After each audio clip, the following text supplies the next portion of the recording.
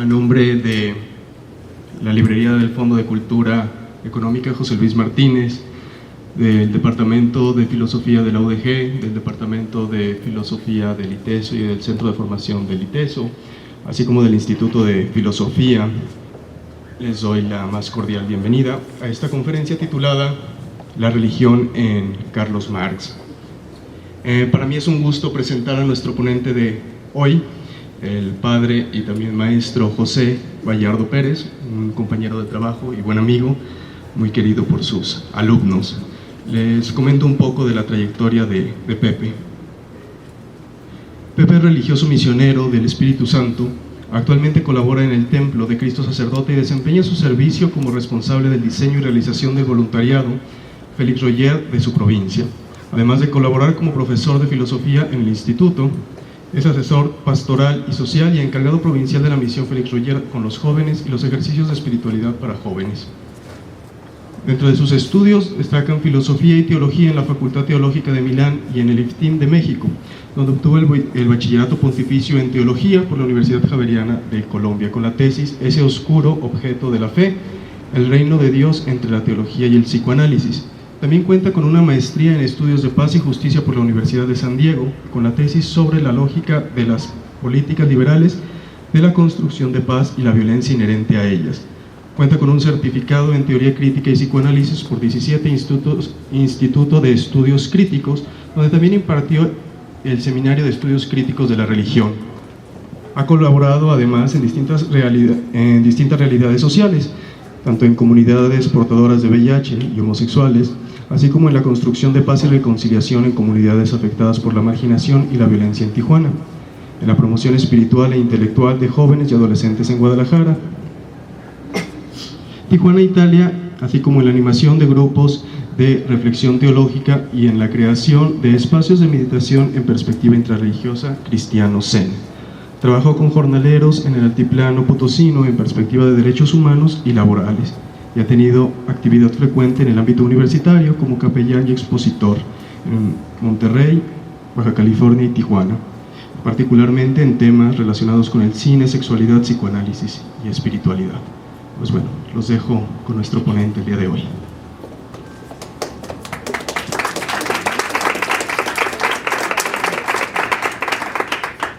Bueno, muy buenas noches. Muy buenas noches. Ando un poco enfermo, espero que mi voz ayude a que se entienda más o menos lo que voy a comentar, lo que voy a platicar aquí con ustedes. Escribí un más o menos largo texto, no se asusten, está escrito en letra grande, entonces espero no sea tanto. Y sobre todo, bueno, la intención es poder compartir, no necesariamente exponer todo lo que sería la teoría de Marx sobre la religión, sino más bien tratar de jugar un poco con lo que mismo Marx propone y tratar de releer desde ahí nuestra realidad. Visto que estamos celebrando el aniversario 150 del Capital, me pareció que era bueno también recuperar algunas de las nociones importantes. Entonces, pues vamos a hablar aquí de la religión de las cosas en Marx. Por la cuestión de tiempo voy a tratar de ceñirme al texto. La religión es el opio del pueblo. Esta frase de Marx, que ha pasado a la posteridad, ha marcado a la humanidad de muchas maneras. No solo la religión, sino toda pretensión de metafísica o de un mundo sobrenatural han sido objeto de una fuerte crítica. Las consecuencias de esta concepción de la religión, y más aún la concepción de realidad subyacente, han llevado a la humanidad a hacer mayores esfuerzos para pensar el mundo y a sí misma desde una perspectiva de inmanencia, es decir, sin recurrir a explicaciones sobrenaturales ni pretender una naturalidad de todo lo que hay. En otras palabras, ha exigido, como buen heredero de la filosofía hegeliana, ejercitarse en el uso de una razón histórica. Pensarse no solo como producto de dinamismos físicos y químicos, sino también sociales, políticos, intencionales. Por un lado, la exigencia de liberar a la humanidad del peso de la religión nos ha parecido constituir un nuevo programa de emancipación que llevaría a cumplimiento el anhelo moderno de total autonomía, independencia y libertad del miedo por la vía racional. Sin embargo, una apresurada identificación de la religión con las formas religiosas históricas concretas que conocemos, religiones y creencias religiosas, nos ha conducido a vericuetos cada vez más complejos, pues hay algo de simulacro en lo religioso. por lo que liberarnos definitivamente de las ilusiones no ha sido sino una ilusión más.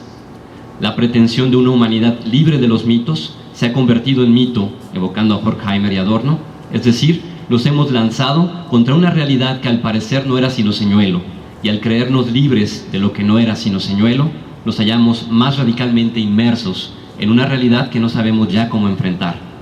De modo que la alternativa parecerá ser una inversión de la expresión de Marx, como dirá años después otro filósofo, Günther Anders: el opio es la religión del pueblo. Pasar de la religión es el opio del pueblo a el opio es la religión del pueblo no implica contradicción, sino ratificación de la primera por la segunda, en el sentido de que evidencia que la crítica de Marx no se dirigía sin más a una mera forma histórica de creencia, sino a toda una lógica que tiene un tremendo poder enajenante y de separación y negación de la realidad. Como indicador de esto, podemos echar una mirada a la popularidad y fuerza de ley y de razón que han ido adquiriendo los cursos y materiales centrados en autoayuda, motivación, abundancia y éxito, que si bien prometen mucho en lo personal y económico, rara vez tienen una incidencia o aplicación política. Sin negar lo que pueda haber de rescatable de los opiáceos espirituales, psicológicos o económicos de nuestra época, para algunos lo problemático será siempre lo religioso, para otros más bien el carácter de narcótico, para otros ambas cosas. No obstante, la aproximación que propondré implica tomar en serio, a modo de hecho, el vínculo que establece Marx entre lo religioso y lo narcótico. En una primera instancia, esta relación indica que se trata de una disminución o pérdida de sensibilidad, incluso una pérdida de mundo, y a la vez sugiere una experiencia del mundo alterada, una que alivia o hace soportable el mismo sufrimiento. El opio es analgésico. En efecto, como veremos, la crítica de la religión realizada por Marx ataca su aspecto de enajenación, de separación del mundo, de negación de la propia sensibilidad, y a la vez recupera ese poder de proveer a una experiencia alterada del mundo, esto es, afectada por otro. Alterado viene de la palabra latina alter, y que posibilita otra visión de las cosas. No obstante, hay otra expresión, a mi parecer, más importante para acercarnos al tema de la religión. Me refiero a la crítica de la religión, es el presupuesto de toda crítica. ¿Qué pueda significar esto en esta época? Es lo que me resulta interesante. No solo por los cambios que ha habido incluso en la actitud hacia la religión o las religiones, sino por al menos tres razones. Primero, porque algunos afirman que la economía ha sustituido a la religión. Segundo, porque como afirma Walter Benjamin, el capitalismo es una forma de religión. Y tercero, porque mientras la crítica de la religión nos remite a una figura difícilmente circunscribible, otros filósofos marxistas como Althusser se han enfocado en formaciones históricas concretas a las que él llama aparatos ideológicos, los cuales constituyen figuras más concretas e históricamente identificables que la religión en general. Si para unos la crítica de la forma religión ha de aplicarse a la economía, para Althusser la crítica ha de hacerse a las instituciones educativas. En cualquier caso, la crítica de la religión es sin duda el presupuesto para realizar la consigna marxista de la crítica sin reservas de todo lo existente. Es decir, la realización de una crítica que no tiene miedo de sus resultados, así como tampoco del conflicto con las fuerzas presentes. Un dato relevante a considerar es que Marx vive en un contexto que no solo conoce los derechos del hombre y del ciudadano, sino que está convencido de estar en el tiempo en que las condiciones para la emancipación humana están ya dadas, y que incluso lo único que queda es aplicar lo que en la teoría ha sido dilucidado.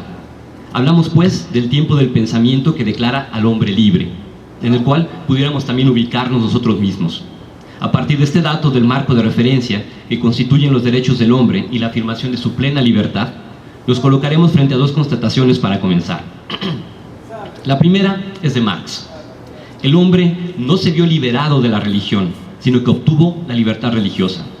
No se vio liberado de la propiedad, obtuvo la libertad de la propiedad. No se vio liberado del egoísmo de la industria, sino que obtuvo la libertad industrial.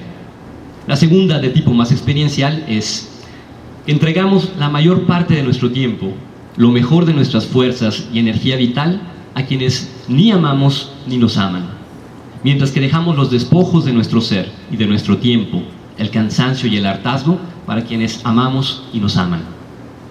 Conviene hacer algunos comentarios acerca de la pretensión de cada una de estas constataciones. En primer lugar, el tema de los derechos del hombre, que aparece en Marx en una discusión sobre los derechos del hombre y ciudadano. Es de gran importancia en nuestro contexto, sea por la, al menos aparente, gran sensibilidad que hay respecto al tema de los derechos humanos, sea por la aguda crítica que de estos han sido objeto por parte de algunos filósofos como Badiou y Zizek, entre otros, sea porque, como señala Lukács en su ontología del ser social, el planteamiento que dio lugar a dichos derechos no solo da al hombre la plena libertad de enajenarse arbitrariamente en ámbito social e ideológico, sino que resolvió y a la vez no resolvió el problema de la emancipación de la religión, es decir, del problema de liberarse de la religión. En efecto, señala Marx, los derechos del hombre nunca rebasan ni abandonan al hombre egoísta, de modo que el aspecto genérico, es decir, su pertenencia al género humano, queda como elemento accesorio. Dicho en otras palabras, no se liberó al hombre de la enajenación, sino que se le dio la libertad para enajenarse. Privado de su pertenencia social, la libertad misma en el seno de una sociedad termina siendo una contradicción en sí misma. La libertad parece ser concebida como autoengaño y, por tanto, imposibilitarse a sí mismo de no ser sino esclavo. El sujeto libre puede escoger y hacer lo que quiera, dentro de ciertos límites, consigo mismo, incluso modificar su cuerpo, pero es impotente frente al Estado, el sistema económico, etc.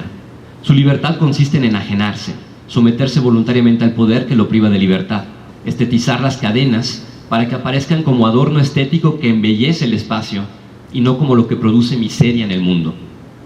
Esta primera aproximación nos permite ver cómo la crítica a la religión que hace Marx está orientada a criticar la enajenación que abstrae del cuerpo social al sujeto, de manera que separa la fuerza social de la fuerza política y reduce la primera a mera fuerza económica, mientras le es negada la segunda. El mismo Marx afirma que solo cuando el real hombre individual reasume en sí al ciudadano abstracto y como hombre individual en su vida empírica, en su trabajo individual y en sus relaciones individuales ha llegado a ser ente genérico, solamente cuando el hombre ha reconocido y organizado sus fuerzas propias como fuerzas sociales y por eso no separa más de sí la fuerza social en la figura de la fuerza política, solamente entonces la emancipación humana está cumplida. Libertad no equivale necesariamente a liberación, pues la primera tiende a ser más una abstracción y la segunda una tarea de praxis histórica.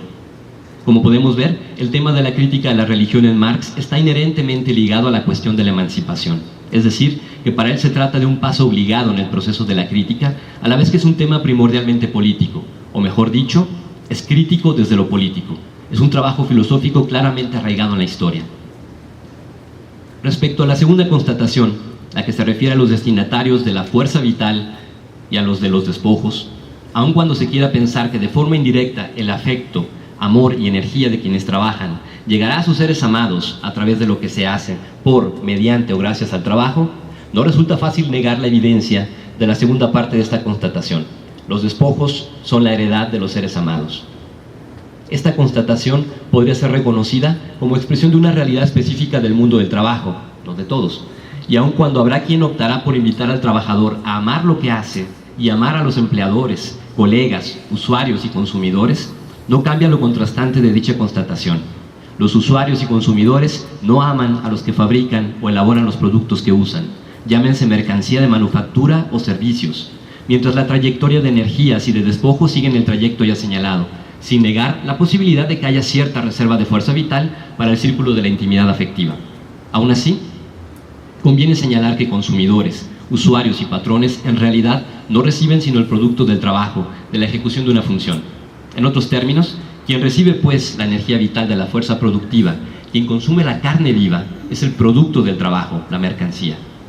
Desde la perspectiva cotidiana del hombre individual, la piel se quema por el cemento empleado para construir una casa, no por el puro propósito de edificar viviendas. El cansancio del mensajero tiene que ver con la entrega de un paquete, no con la intención de colaborar con la circulación de objetos en el mundo, pues no solo difícilmente se mantiene una conciencia de lo universal en el día a día, sino que dicha conciencia no suele tener la fuerza suficiente para dinamizar permanentemente al sujeto ordinario de acción.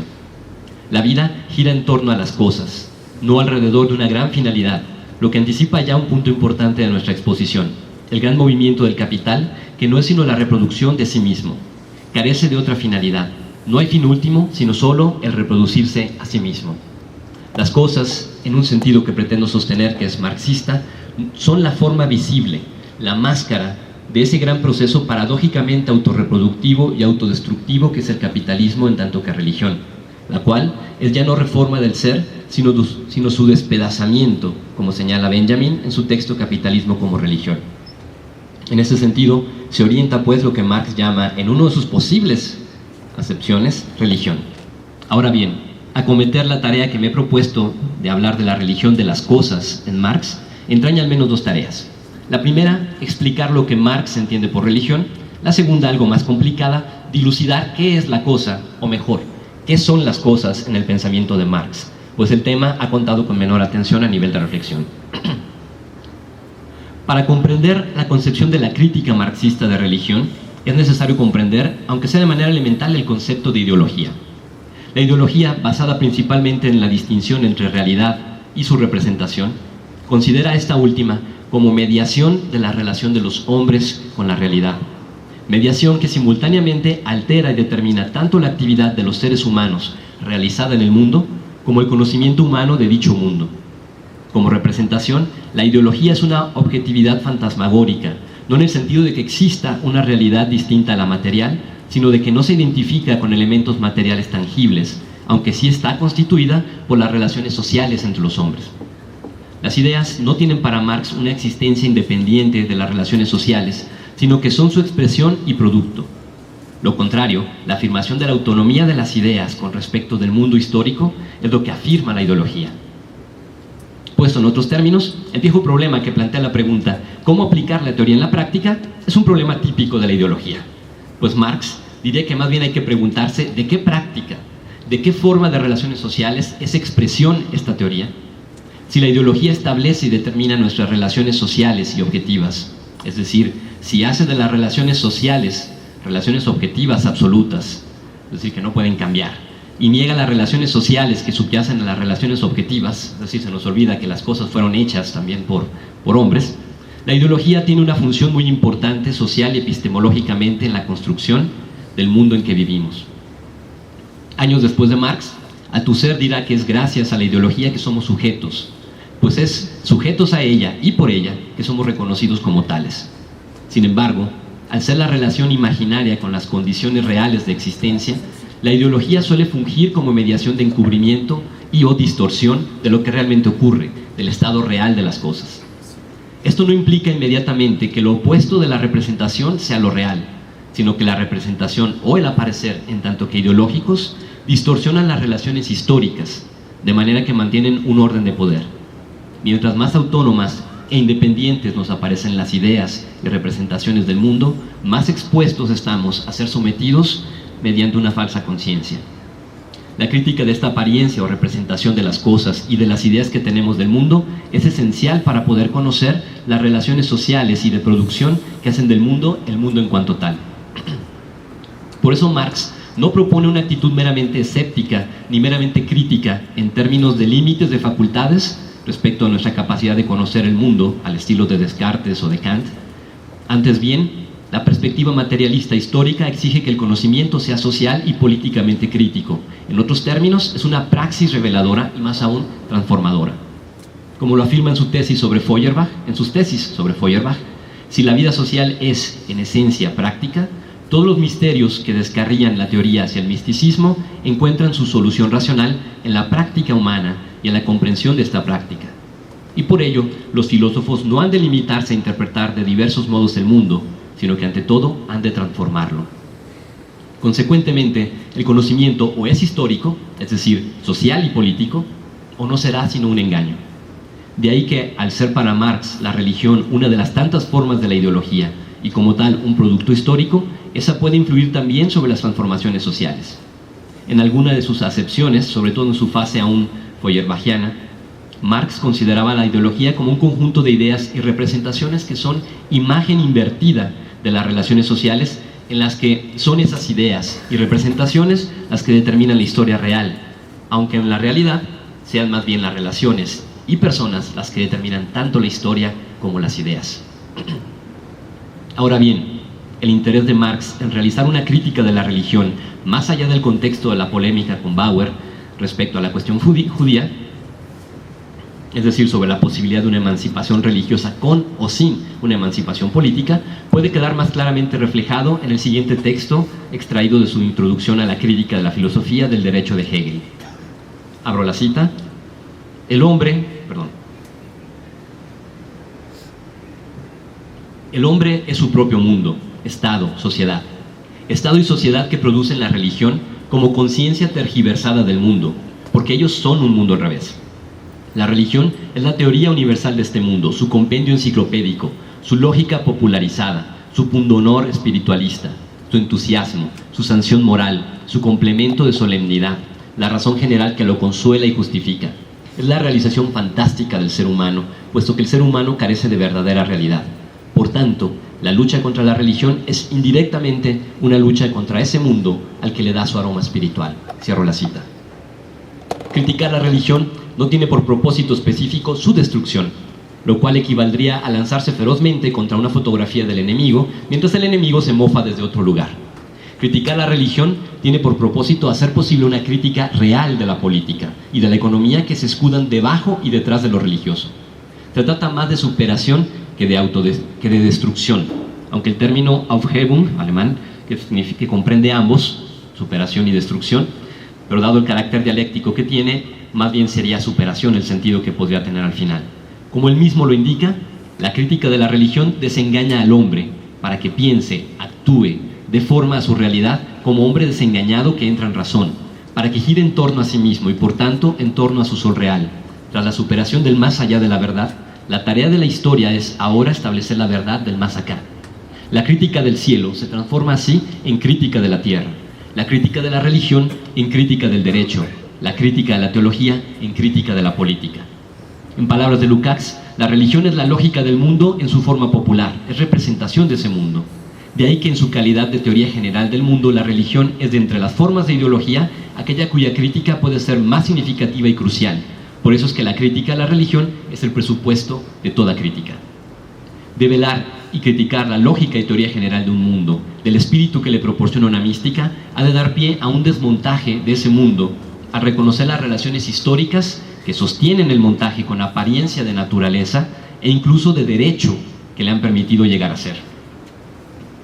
He dicho que la crítica de Marx no se propone la destrucción de la religión, y esto es porque en su condición de forma ideológica no funge únicamente como mediación de dominio, sino que también puede ser expresión de lo otro del discurso, de aquello que no puede ser expresado o pensado a veces explícitamente, o que no tiene lugar sino bajo la forma de anhelo, como decía Horkheimer.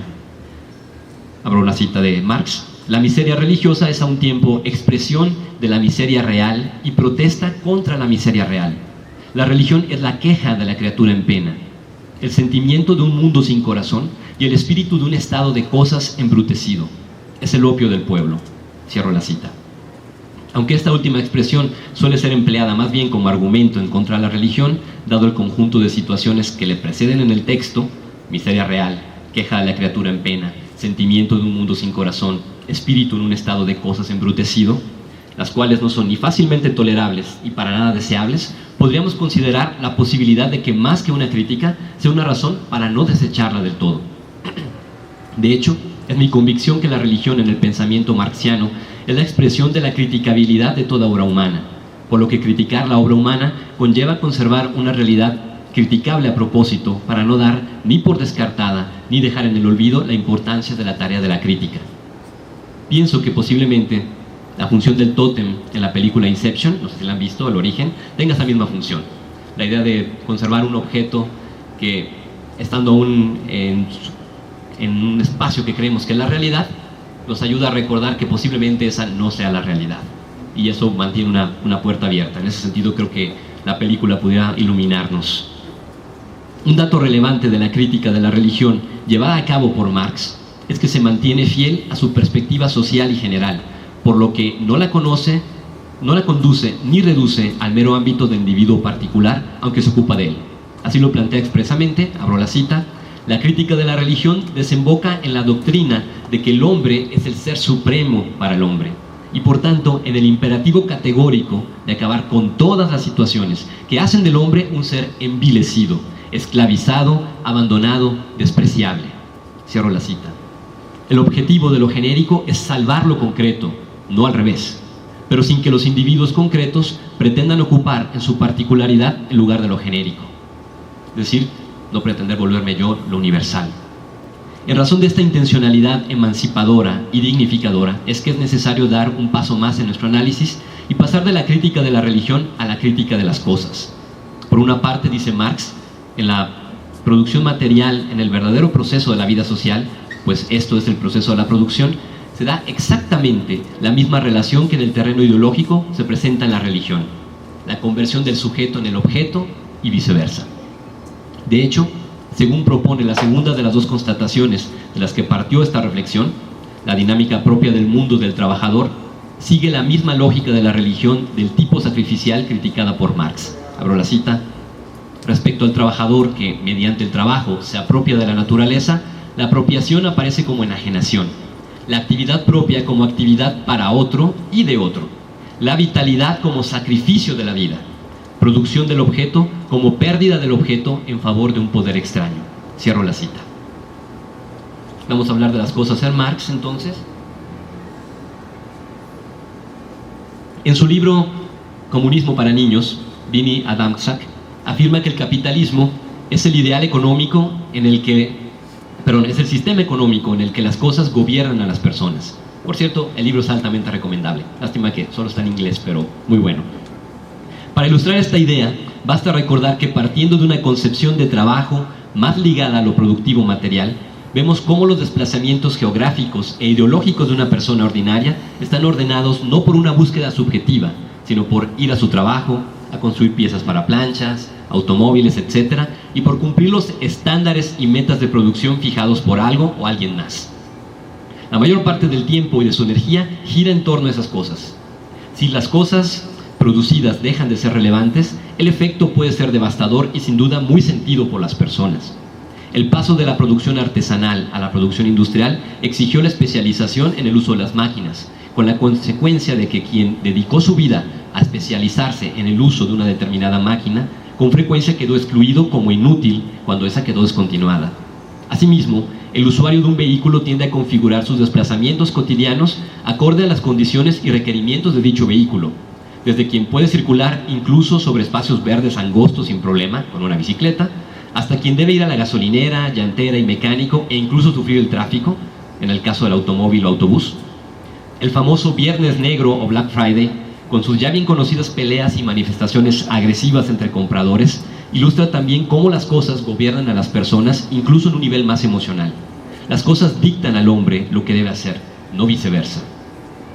No pretendo inferir que las cosas son malas en sí, sino que en todo sistema económico en el que la dimensión política, el poder de decidir y preguntar, es negado a los seres humanos concretos, mientras los productos o mercancías determinan cada vez más las opciones de las personas, las cosas son las que mandan.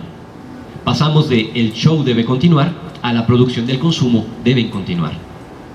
Aunque esta referencia genérica a las cosas podría parecer ya ser algo claro, es necesario realizar un análisis más detenido para mostrar con mayor claridad qué está en juego al hablar de cosas. A fin de favorecer la comprensión del discurso que sigue, propongo hacer una distinción de tipos de objeto que, aunque no es explícitamente realizada por Marx, puede ser útil para comprender mejor la cosa de la que habla Marx. De entrada conviene aclarar que la cosa marxista no es para nada la cosa kantiana.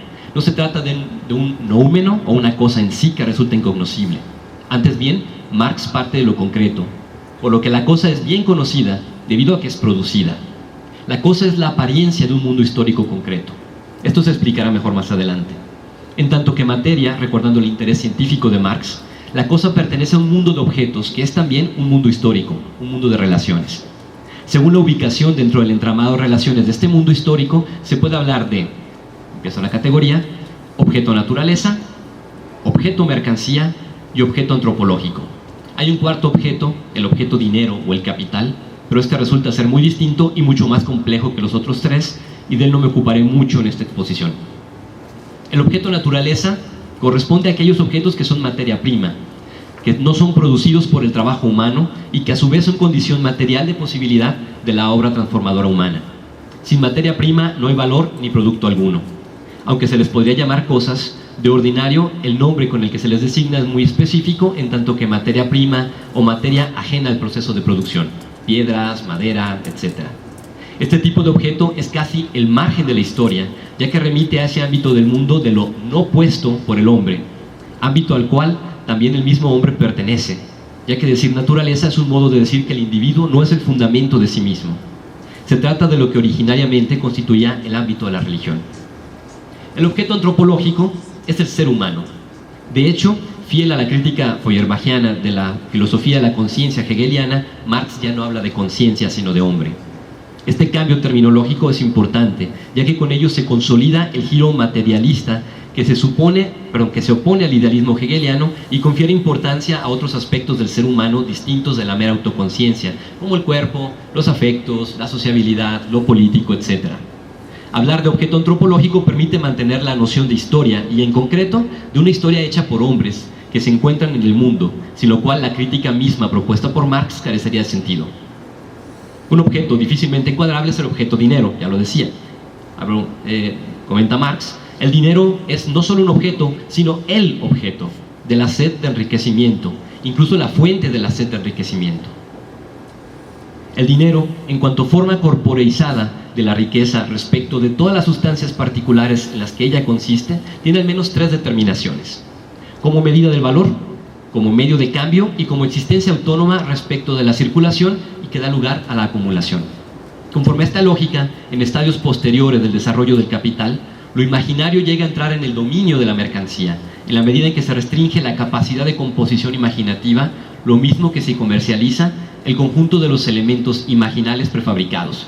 Se venden y comercializan ideas e imaginarios listos para usarse. Vamos a encontrar hasta en internet, ya es negocio, vender imágenes, ideas, todo lo que tú quieras ya te lo pueden vender, ya no tienes que pensar, solamente lo aprovechas. Quien controla lo imaginario, aún más que lo simbólico, determina el ámbito de lo posible. De ahí la proscripción de ciertas formas de locura, al tiempo que se promueve comercialmente la dislocación de los referentes de sentido, claro, según convenga a las posibilidades de convertir los distintos objetos en mercancía. Es decir, hoy en día todo el mundo se siente feliz de ser llamado loco, pero al mismo tiempo es claro que también seguimos prohibiendo a los locos. Entonces es una contradicción bastante interesante. El objeto mercancía corresponde en el contexto de la teoría marxiana a lo que llamamos cosas, en razón de 2 consideraciones teóricas. La primera parte del hecho de que en un mundo histórico, particularmente a partir del capitalismo, las cosas constituyen la síntesis dialéctica entre lo objetivo del objeto naturaleza y lo objetivo del objeto antropológico realizada mediante el trabajo. No hablo de polo subjetivo en esta síntesis, ya que el objeto mercancía tiende a la objetividad, tanto en valor como en identidad, por su autonomía con respecto del sujeto individual. En otros términos, la cosa o el producto del proceso de producción convertido en mercancía lo es a los ojos de todos y a la vez es negación de lo subjetivo al corporizar el trabajo abstracto. Esta distinción la hallamos en un pasaje del Capital en el que Marx dice que las mercancías vienen al mundo en forma de valores de uso o cuerpos de mercancías como hierro, tela, trigo, etc. Esta es su prosaica forma natural, mas solo son mercancías porque son algo doble, objetos de uso y al mismo tiempo portadoras de valor. Por eso solo se presentan como mercancías o poseen solamente la forma de mercancías en tanto poseen una forma doble, la natural y la del valor. La segunda consideración teórica alude a un concepto posterior a Marx, pero surgido de su pensamiento. Me refiero al concepto de cosificación o reificación en algunos autores, empleado por Lukács. Este concepto enfatiza la centralidad de las relaciones entre los hombres como fundamento de la configuración de las formaciones sociales o de la llamada sociedad, pues el capital, según Marx, no es una cosa, sino una relación social entre personas mediada por cosas. Y al mismo tiempo, la cosificación designa la inversión ocurrida mediante el proceso mismo del capital que convierte a las personas en mediación de la relación entre las cosas, de manera que la socialidad del hombre queda determinada por la objetividad de las cosas y la objetividad del hombre por la socialidad de las cosas. Esto es, que las personas socializan en la medida y forma en que las mercancías lo exigen y determinan, mientras que el ser hombre es determinado por la socialización de las mercancías. En palabras menos técnicas, pueden faltar personas a una fiesta, pero no el alcohol, pues este marca la dinámica de los encuentros. El amor, mediante la pareja encontrar, es conocido mediante aplicaciones de celular y sitios de internet. La máxima de crear valor de uno mismo se vuelve ley objetiva de la vida humana, ya que fuera del mercado no hay valor, e inclusive el mismo valor de ser está supeditado al uso fiel del mercado mismo. Huele de este modo, dale esta forma a tu cuerpo, etc. Las personas se vuelven cosas, producto de las cosas.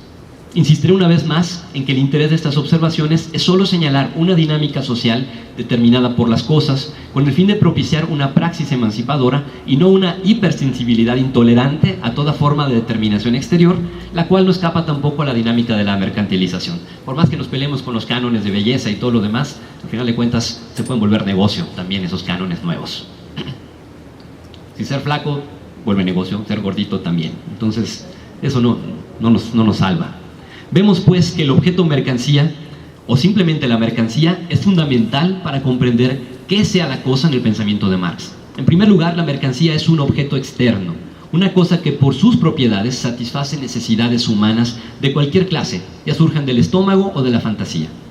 Entonces, a partir de esta identificación entre mercancía y cosa, a la pregunta ¿qué es una cosa?, podemos responder como una primera aproximación: es un objeto transformado en complemento, intencionalmente satisfactor, de necesidad. Primero, luego de deseo y finalmente de existencia, o mejor, de no existencia. Complemento porque no constituye por sí mismo ni la necesidad, ni el deseo en sí, sino su correspondencia con un mundo que los hace reales. De este modo, por vía dialéctica, las cosas constituyen el mundo. Lo que esté fuera del proceso de producción del mercado difícilmente existe. Empleando un lenguaje heideggeriano, podemos jugar y decir que es in der Marktsein.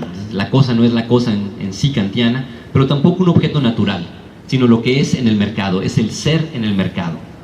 Por otra parte, en tanto complemento de existencia o de no existencia, la mercancía confiere existencia o incluso la base para la existencia, consumo, luego existo, o bien refuerza la búsqueda de no existencia, de no ser, de no hacerse cargo de nada, que es propia de la enajenación.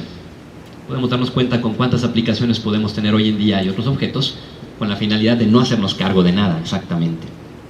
El primer caso se trata de participar de la vida del mundo mediante el consumo y uso de mercancías, y no solo de su mera producción.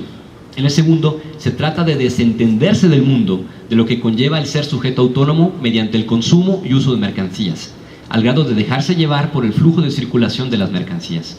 Por momentos, la consigna espiritual de fluir, popularizada en los últimos años, parece ser un instrumento ideológico más que adecuado para realizar este devenir mercancía. Que circule el capital, dejemos que circule la vida. Este efecto enajenante tiene que ver con lo que Marx llama el fetichismo de la mercancía. Al respecto, Lukács señala que la esencia de la estructura de mercancía se ha expuesto muchas veces. Se basa en que una relación entre personas cobra el carácter de una coseidad, y de este modo una objetividad fantasmal que con sus leyes propias rígidas, aparentemente conclusas del todo irracionales, esconde toda huella de su naturaleza esencial, el ser una relación entre hombres. El problema del fetichismo de la mercancía es un problema específico de nuestra época, un problema del capitalismo moderno. Cierro la cita de Lukács. De hecho, en el momento en que un objeto se presenta como mercancía, se transforma en un objeto sensiblemente suprasensible, es decir, en un objeto cargado de carácter místico, lo cual no surge del valor de uso ni del contenido de las determinaciones de valor, sino de la forma misma de mercancía. En otros términos, este carácter místico no existe objetivamente en el producto del trabajo, sino solo en el ámbito de las relaciones de intercambio. Un objeto no puede ser mercancía si no es objeto de intercambio, si no forma parte de un sistema de valor. Dice Marx, abro la cita: lo misterioso de la forma mercancía consiste, pues, sencillamente en el hecho de que le refleja a los hombres los caracteres sociales de su propio trabajo como caracteres objetivos de los productos del trabajo, como propiedades naturales sociales de estas cosas, y por tanto también refleja la relación social de los productores con el trabajo total como una relación social de objetos, existente fuera de ellos. Gracias a este quid pro quo, los productos del trabajo se transforman en mercancías, objetos sensiblemente suprasensibles o sociales. La relación social determinada de los mismos hombres adopta aquí la forma fantasmagórica de una relación entre cosas. Cierro cita. Así, en el fetichismo, los productos humanos aparecen como dotados de vida propia, autónoma, independientes, en relación entre sí y con los hombres. Vamos a acordarnos películas de Pixar o de Walt Disney, donde las cosas hablan por sí mismas, ya eso nos da mucho que pensar. De este modo, la cosa inicialmente definida por la operación trabajo, en un segundo momento, definida como por la operación en un segundo momento en la forma de mercancía, es negación de la misma relación que está en su origen y constituye su origen. Por el fetichismo de la mercancía, la cosa se independiza del trabajador, su creador, en tanto que éste es genérico, sustituible por cualquiera. Aunque no obstante debe afirmar el trabajo creador. Toda reificación o cosificación es un olvido, apunta Horkheimer. La cosa, pues, es la materialización de un olvido. La cosa es olvido objetivo materializado. No es medio de olvido, sino medio de la difusión y posicionamiento del olvido en las relaciones sociales y en la vida cotidiana. El fetichismo oculta las relaciones materiales que constituyen el origen de la cosa y a la vez establece un orden de relaciones sociales y objetivas específicos como condición de un ser sin origen. Piénsese en el hecho de que frecuentemente nos hallamos con la impresión de que las cosas o siempre han sido así o simplemente se configuraron así espontáneamente. Recordando que Gramsci ya criticó la pretensión de espontaneidad. La cosa ordinaria es ser sin origen, ser en tanto que valor, cuyo valor nos aparece como algo totalmente ajeno a nosotros. Se sabe el material, pero se niega o omite la relación que es su origen. Así pues, la cosa es atea, no en sentido teórico, sino estrictamente práctico. Y la relevancia de esta paradójica expresión de religión de las cosas. Es una religión en tanto que expresión de la lógica general de un mundo que se basa en la culpa deuda, según Benjamin, y en el olvido tanto de la relación que establece dicha culpa como de la relación que podría liberar de ella. En términos de Marx, es la religión de la libertad del egoísmo, mas no de la liberación de él. Por otro lado, el fetichismo tiene también otra característica en positivo que consiste en conferir un poder de carácter no objetivo, es decir, de que hacer de algo un fetiche o fetichizarlo es investirle de poderes que en sí no tiene. Las cosas, en tanto mercancías, aparecen provistas de un poder envidiable para el hombre contemporáneo. Son sin culpa, son deseadas sin esfuerzo, incluso se convierten en modelo de perfección. Desde hace años vivimos lo que el filósofo Günther Anders ha llamado la vergüenza prometeica, es decir, que nos comparamos con los productos que elaboramos, experimentando cierta vergüenza frente a ellos, dado que nos superan no solo en posibilidades y potencialidades, sino también en perfección. Es la vergüenza por no ser una cosa. La inversión en el orden de referentes es síntoma de esto, pues es cada vez más común decir que alguien que parece una muñeca o un maniquí para afirmar su belleza, armonía y perfección estética que decirlo de manera inversa. Las cosas, o igual, ese perrito parece de peluche, en vez de decir que el perrito de peluche parece de veras. Las cosas tienen un poder envidiable. Por ejemplo, los aviones vuelan. Por supuesto que no. El piloto vuela usando el avión. Solamente los pájaros pueden volar por ellos mismos, pero prescindimos del sujeto piloto. Ahora los aviones vuelan, los autos corren, las máquinas trabajan, hasta el dinero trabaja. El capital es productivo, hasta las máquinas nos cobran ingresos. Sus representantes son los cobradores. Cobran por el trabajo de sus aviones, pero los ingresos cobrados no los entregan a los aviones, sino que se los meten en sus propios bolsillos. El mundo se vuelve mágico, las cosas se mueven, el hombre es arrastrado, las cosas tienen un alma, tienen amor en sus entrañas. A esta magia Marx la llama fetichismo. Esta magia designa un poder que aparentemente está cada vez más lejano de crecientes masas de seres humanos, cuya vida se parece más a una pieza de engranaje que a una existencia humana. Mientras las cosas incluso se vuelven centro del afecto, por el apego a las pertenencias, circulan con más libertad que las personas. Nótese que el flujo de mercancías entre países es menos difícil que el de personas. Libres son las cosas, no libre es el hombre. Ese poder de ser viviente, parecería que ha sido usurpado por las cosas. Un viejo chiste ilustra cómo el poder de ser y de ser sin culpa, e incluso de tener cierta magia que seduce, es arrebatado por las cosas. Dice una pareja de recién casados, educados a la antigua, esos que se esperan hasta el matrimonio para tener relaciones sexuales, creo que todavía hay, llegan a la alcoba de su luna de miel. Mientras el varón se quita la ropa con cierta rapidez, la mujer se toma su tiempo. Dado que él terminó primero de desvestirse, se metió a la cama y observó a su pareja que se desvestía y colocaba en el armario poco a poco las prendas que traía. El vestido, los zapatos, las pestañas postizas, el relleno para aumento de busto, las pantimedias con relleno de glúteos, los pupilentes de colores, extensiones de cabello e incluso una dentadura postiza. Una vez concluido todo el proceso, ella entró en la cama y él le dijo: ahora no sé si hacer el amor contigo o con el armario.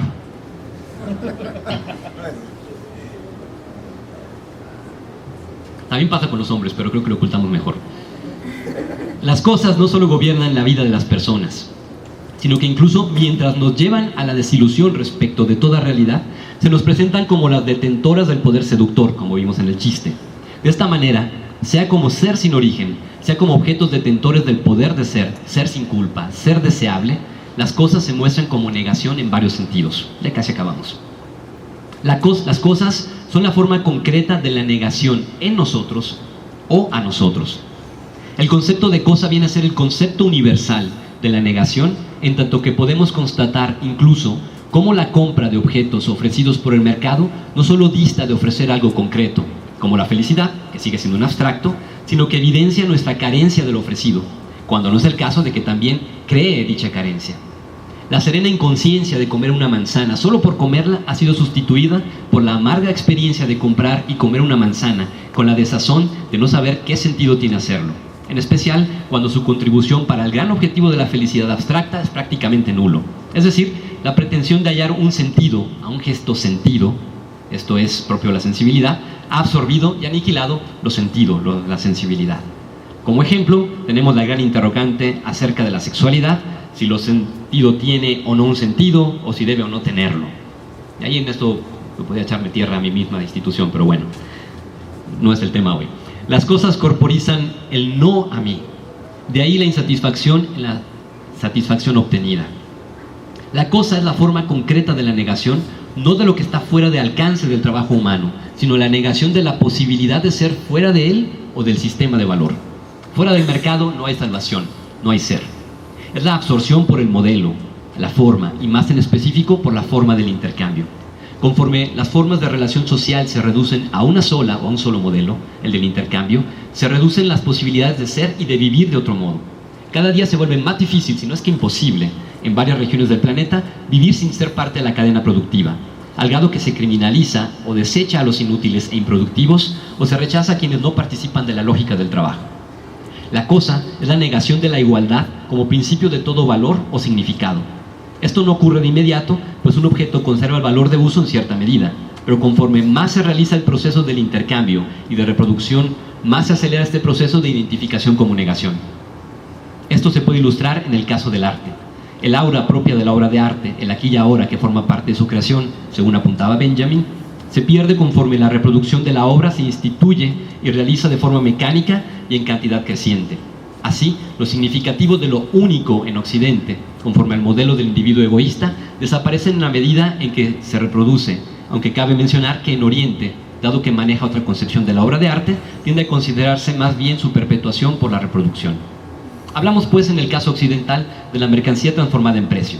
La igualdad no cuenta en la religión de las cosas para afirmar un valor. De hecho, la igualdad no es un dato de las cosas, sino como virtualidad, como algo que será producido por el capitalismo y solo en orden a hacer funcionar el sistema de intercambio y consumo, igualdad de posibilidad de consumo, igualdad de destino, ser el otro o ser uno mismo, siempre y cuando se mantenga la condición de falla o fracaso, o dicho más técnicamente, como mero ideal teórico. La igualdad no es nunca un objetivo del capitalismo, sino una condición ideológica de su funcionamiento. Pero dicha igualdad presupone otras desigualdades ordenadas por el valor, pues puede lidiar con la igualdad política en la medida en que facilita el proceso de circulación de las mercancías y del capital, pero no puede aceptar la igualdad económica. Por algo se habla tanto en el capitalismo de democracia política, pero resulta aberrante plantear siquiera la idea de una democracia económica. Para la religión de las cosas, la igualdad no puede ser un axioma de partida, sino un producto más de ella. La igualdad en participar de la culpa, o dicho de otro modo, de la deuda. Y hoy en día los mexicanos estamos endeudados desde antes de nacer. En esta realidad de las cosas, en esta religión de las cosas, no hay igualdad posible como fin ni como principio, sino como medio. Y por tanto se trata de una mera virtualidad, una suposición operativa, en síntesis pura ideología. En la religión de las cosas, la igualdad es solo un instrumento más en el proceso de autorreproducción del capital. Aunque Marx se enfoca claramente en el dinero en un primer momento y después en el capital, la cuestión de las cosas no es secundaria. Un texto extraído de Sobre la cuestión judía dice, abro la cita, el dinero humilla a todos los dioses del hombre y los convierte en una mercancía. El dinero es el valor general de todas las cosas constituido en sí mismo. Ha despojado, por tanto, de su valor peculiar al mundo entero, tanto al mundo de los hombres como a la naturaleza. El dinero es la esencia del trabajo y de la existencia del hombre enajenada de éste, y esta esencia extraña, lo domina y es adorada por él. Cierro cita. Lo que Marx dice sobre el dinero en este texto ofrece un referente significativo para comprender tanto su crítica a la religión como el rol que desempeñarán las cosas como mediación del poder del capital, mediación que opera negándonos el poder ser, el ser sin culpa, el ser fuera del mercado. Nuestra aparente necesidad de las cosas para ser o existir en este mundo es más real, incluso a nivel inconsciente, de lo que pensamos. Aunque conscientemente no sea el culto dirigido al dinero, sino aparentemente a las cosas, es la misma lógica de las cosas y su vida la que tiende a regir la nuestra. Así opera la ideología y no es nada fácil romper y salir de este hechizo. Conclusión: al considerar cómo del objeto naturaleza, el ámbito más originario de la religión, se pasa al objeto mercancía mediante el proceso de la producción, el análisis del fetichismo de la mercancía nos permite visualizar más claramente un fenómeno específico del capitalismo tardío, el devenir de la religión en religión de las cosas. Y siendo las cosas la forma de la negación y de la difusión y posicionamiento del olvido del hombre y de la historia, tenemos una religión que da culto a las cosas, aunque dice desapegarse de ellas, y que aún en los casos en que realmente llega a hacerlo, suele desentenderse de las condiciones reales de existencia de los seres humanos. Se trata de una religión que se ha mostrado muy provechosa para elevar la productividad y el rendimiento de los llamados recursos humanos, sean las empresas como las formas contemporáneas de autoempleo, outsourcing, etc. Lo mismo que para mantener la circulación del capital, en especial mediante la deuda, una de las más despiadadas formas de ejercer poder sobre las personas hoy en día. No es de extrañarse que incluso cada vez un número mayor de personas tome distancia de las creencias mientras insiste en su deseo y necesidad de creer sin creencias. Esta práctica supuestamente espiritual no podría ser más cercana a la religión de las cosas propiciada por el capitalismo. Así lo expresa Agamben comentando un texto de Benjamin. El capitalismo es una religión en la que el culto se ha emancipado de todo objeto y la culpa de todo pecado. Por tanto, de toda posible redención. Así, del punto de vista de la fe, el capitalismo no tiene ningún objeto. Cree en el puro hecho de creer, en el puro crédito, o sea, en el dinero. Deshacerse de los contenidos, precisamente, en tanto que falibles, determinados y sesgados políticamente, ha sido un modo de aniquilar la posibilidad de formar un cuerpo político, de universalizar la forma de la cosa como negación y recluirnos en una relación sin salida ni redención. Negamos la relación que nos esclaviza, pero también la que podría liberarnos. No se trata solo de cambiar la conciencia, ni en el sentido que se le da popularmente hoy en día, casi siempre en sentido ambiguo, ni en el que Marx inicialmente se propuso de restituir a los problemas religiosos y políticos una forma humana consciente de sí, sino que ha de llevarnos a la praxis transformadora, o más aún, a que la praxis sea crítica y práctica que transforme la realidad y el pensamiento. En conclusión, la religión de las cosas, anticipada por Marx con su crítica del fetichismo de la mercancía, constituye un nuevo ámbito para la crítica que en nuestro contexto no corresponde necesariamente con el de las religiones tradicionales, que de todas formas siguen presentando aspectos problemáticos en relación a una emancipación del ser humano, sino que desplaza hacia los nuevos sitios de lo sagrado instituidos por el capitalismo, la realización personal, el estilo de vida, el deseo. La crítica a la religión obrada por Marx dispone para nosotros un instrumental que nos arma para a. Combatir hoy las figuras santificadas de la enajenación del hombre por sí mismo, como las que colocan la realización del hombre en el trabajo, y con eso justifican y hasta exaltan el sacrificio de sí en aras del progreso, del rendimiento y la realización óptima del propio potencial. B. Posibilitar que caigamos en la cuenta de que la ilusión que nos ponemos ante nosotros mismos tiene formas objetivas y tangibles que nos roban hasta la ilusión de otra ilusión, y lograr que sintamos el peso de esas cadenas embellecidas. C.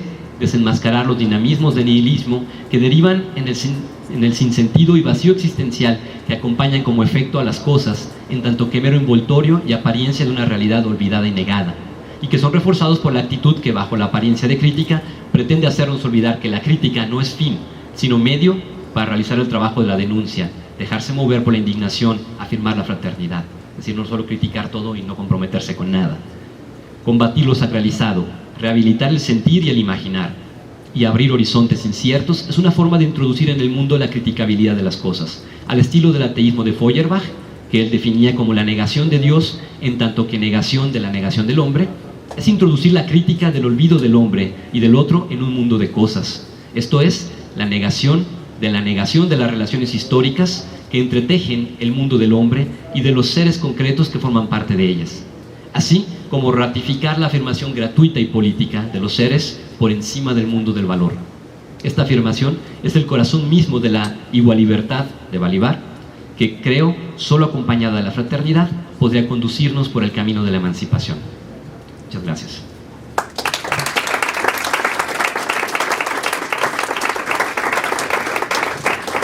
Bueno, mi pregunta es, sí, en parte el objeto antropológico desaparece cuando se crea el objeto ya material, vendible, pero ¿qué ocurre con el objeto empresa? ¿No sería este el Dios de la religión de los objetos?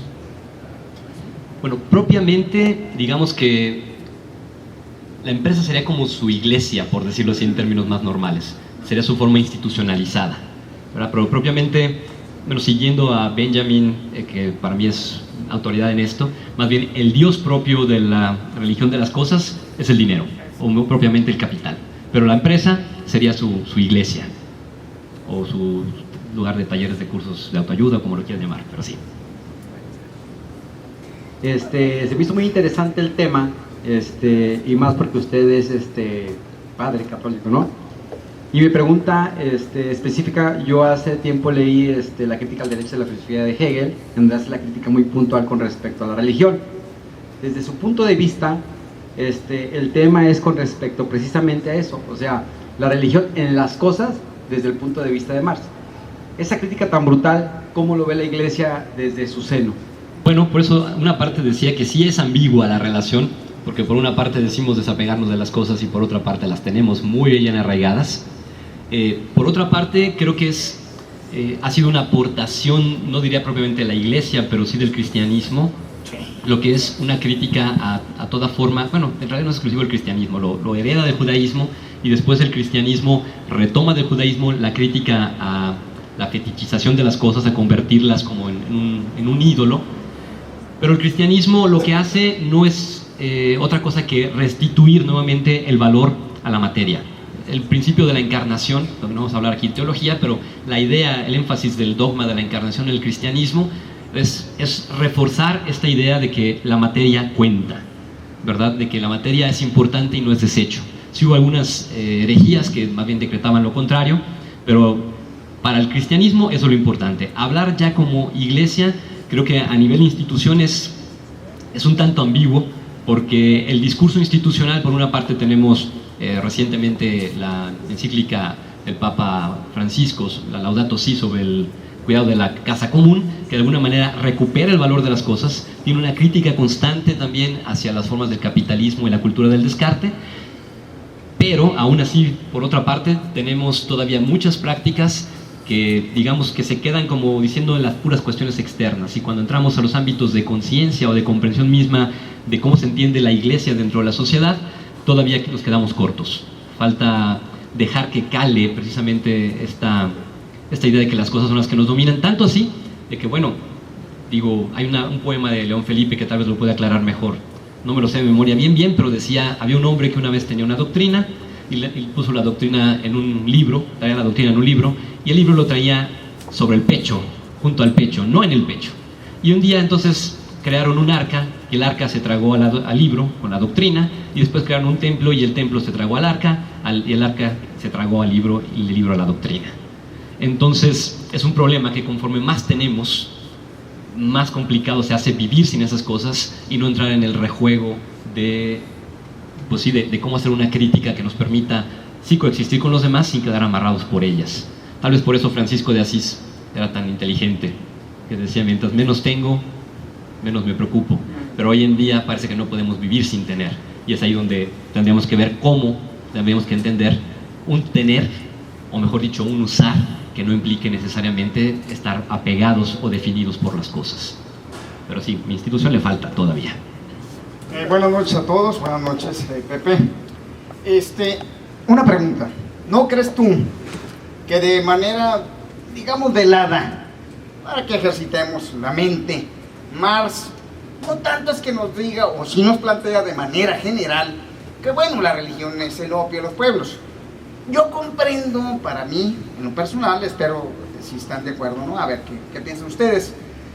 Que más bien nos quiere decir Marx que el verdadero opio el verdadero opio, es la ideología, ese fantasma, porque es el instrumento, es el tentáculo para que estas superestructuras estén controlando. Las superestructuras que conocemos hasta el cansancio, las hermanas, Estado, religión o iglesias, como quieran llamar. Y voy a esto acá como marxista guadalupano, y práctico, y existencialista, como compañeros, y existencialista. Unos ejemplos, no los voy a marear, unos ejemplos muy prácticos. Ahorita ando en el INE, llego a notificar, sobre todo señores de cierta edad, con todo respeto, y vean el factor ideológico, qué peligroso, cómo está actuando ese fantasma, muy fuerte. Llego y le digo, oiga, ¿por qué no quiere participar? No, oiga, y como está esa pejefobia, no, oiga, es que el Canoncito nos va a cerrar los templos. Ah, caray, órale, es factor ideológico, no, bueno, factor ideológico. Ok, no, oiga, no quiero participar porque el Canoncito va a hacer esto, Venezuela. Vean el tentáculo peligroso, factor ideológico, ¿verdad? No, tremendo, ¿no? Ah, otro. No, pues oiga, yo trabajo mucho, miren mis cositas. El Canoncito me va a quitar mis cositas. Entonces yo me quedo pensando, ah, caray, yo no veo que Putin ande llevándose planchas, lavadoras, estufas, tele, refrigerador. Pues no, pero vean cómo es peligroso el factor ideológico. Entonces para mí, el opio, por eso retomando, el opio, claro, dentro de las superestructuras, no es nada más que la ideología. Ahí está, porque es el instrumento. Y ya por último, para marearlos, otro elemento también muy normal y muy claro, pues este señor Trump, el Trumpas. Todo, pues sí, viejo loco, no, vean que está movido por un factor ideológico. Aquí lo grave es que este cuate, actúa, su mente, esa ideología, pues es como de los primeros pobladores de cuando se forma Estados Unidos. Ahí empiezan los... Y entonces, claro, ahora los enemigos no son los ingleses, los enemigos somos nosotros los mexicanos, por prietitos, feos, cochinos y hablamos español. Ese es el defecto. Entonces, por eso digo que el opio es la ideología. Gracias, y dispénsense. Me extendí. Sí, creo que diría que ciertamente la ideología tiene un rol muy importante. Todavía mantendría yo el vínculo con la religión, recordando que por religión no se habla solamente de las instituciones que conocemos, sino como una lógica tal cual, ¿verdad? ¿Y por qué el énfasis en esta cuestión de la religión? Porque primero la ideología es una cuestión abstracta.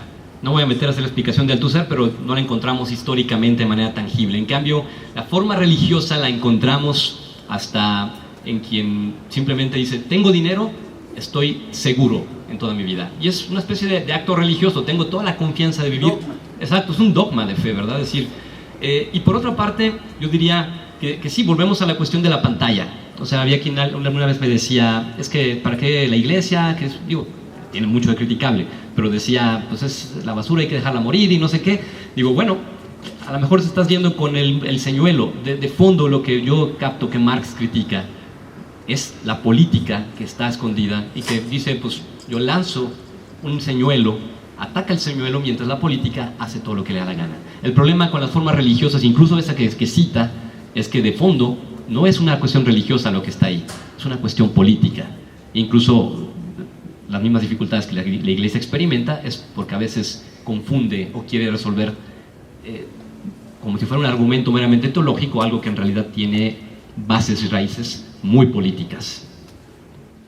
Es fascinante esta cuestión del arte. Creo que ahí, bueno, habría que hablar de Rancière, ¿verdad?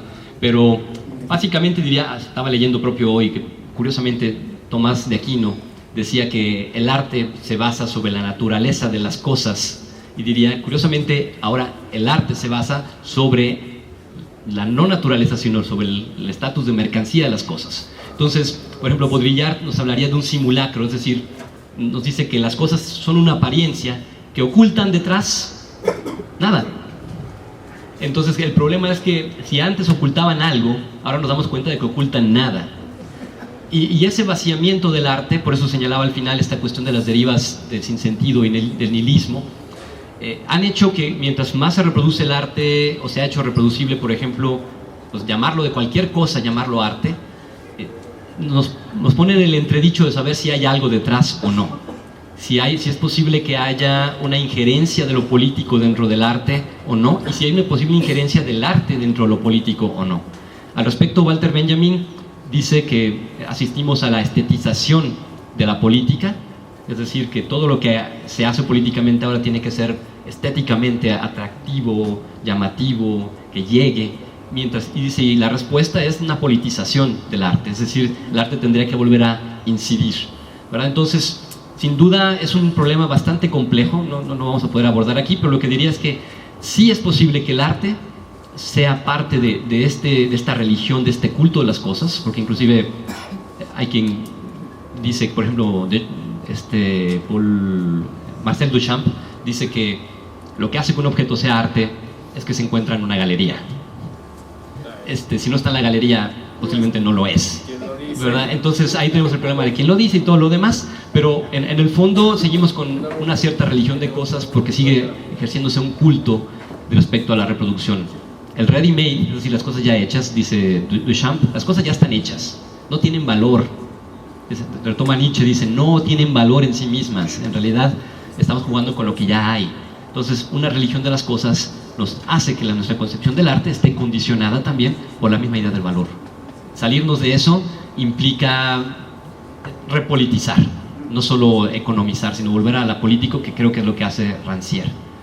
Okay. Es que habla de cierto tipo de arte, el conceptual, no el contemporáneo, y por aquí ya salieron algunas voces detractoras con razón y razones, ¿verdad?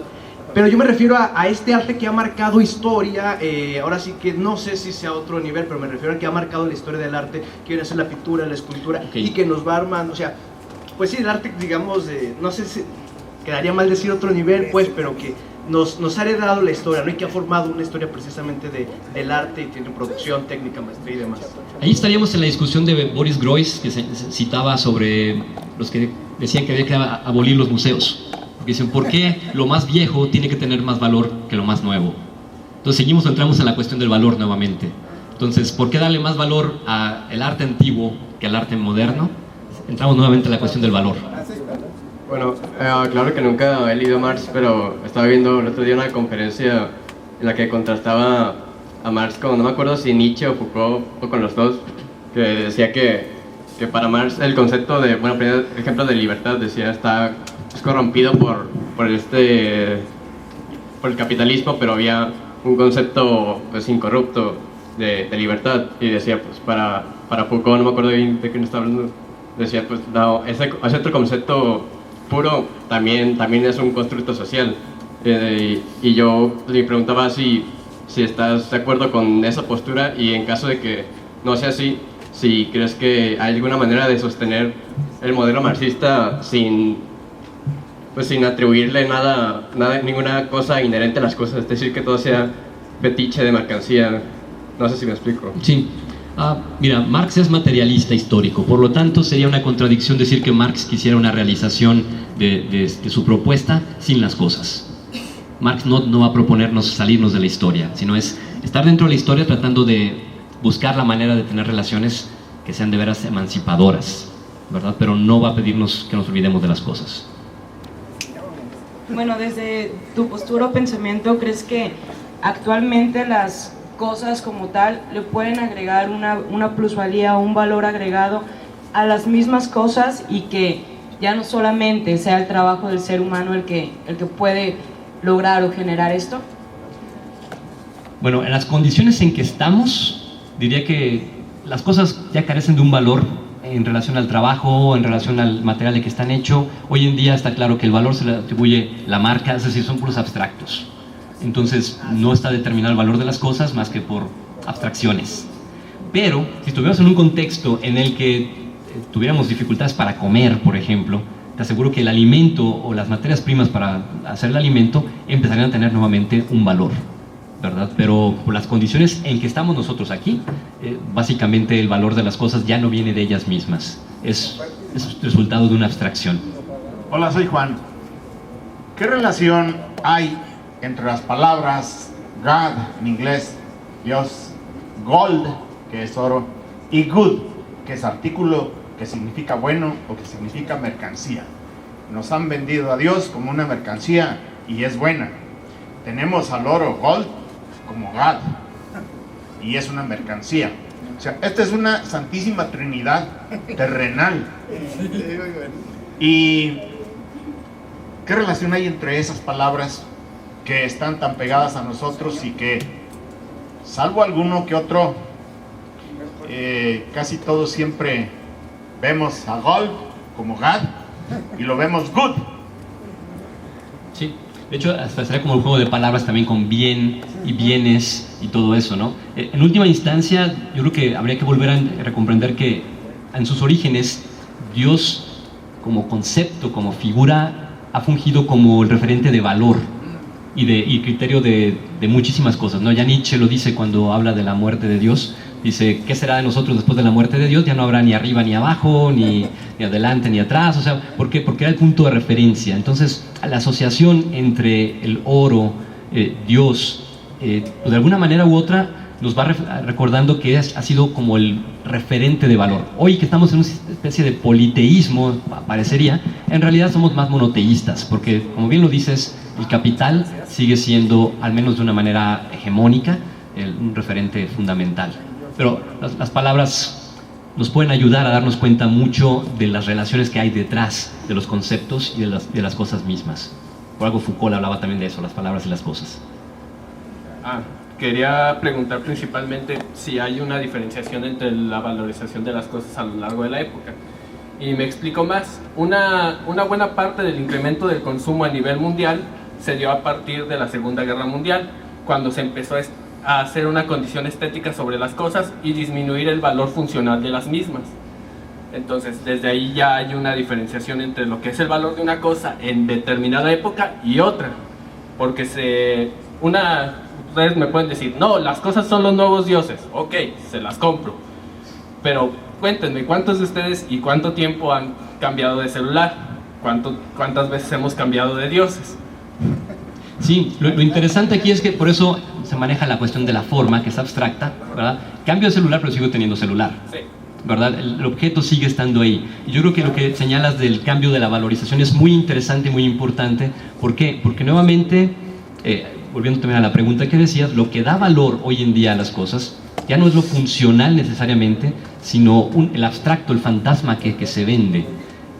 Pero curiosamente, a las personas sí se les sigue exigiendo o valorando en términos funcionales o utilitarios, mientras que las cosas en términos estéticos.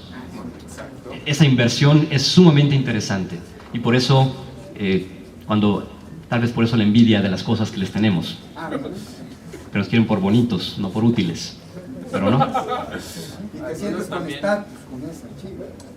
Bueno, leve. Algunas personas y algunos tipos de personas son valorados por una condición estética. A cualquiera le gusta, hay mujeres más guapas que, no sé, Angelina Jolie en la calle, pero pues, ¿cuál es la que te da más estatus? Es como, también hay una valorización así, perdón. Sí, y creo que no habría que satanizar el tema del valor, sino saber que es una de las cuestiones más importantes de la época, precisamente porque cuando se vuelve la economía, pasa de la economía clásica a la economía financiera, todo es especulación. De ahí, por eso viene la deuda, por eso vienen las crisis de Wall Street y todo lo demás, porque la especulación básicamente nos hace decir que hemos construido nuestro mundo sobre nada.